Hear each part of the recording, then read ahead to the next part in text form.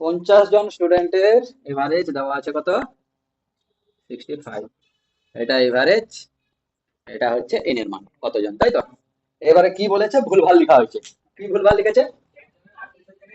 একজনের 38-এর জায়গায় 83 লিখে দিয়েছে, বেশি লিখেছে না কম লিখেছে? 38-এর জায়গায় লিখে দিয়েছে কত?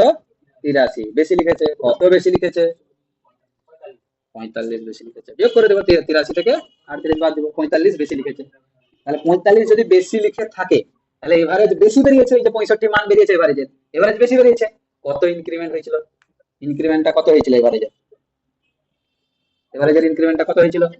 না, 45 বেশি লিখেছিলাম, সেই 45 50 জন মিলে ভাগ করে নিয়েছিল। তাহলে কত হলো?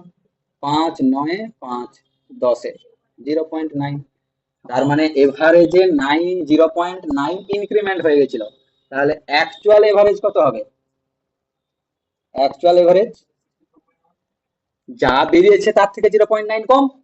65 বেরিয়েছে এভারেজ, কিন্তু এটা তো ইনক্রিমেন্ট হয়ে, তাহলে ইনক্রিমেন্টের আগে কত ছিল? -0.9। তার মানে 64.1। বোঝা গেছে? হ্যাঁ।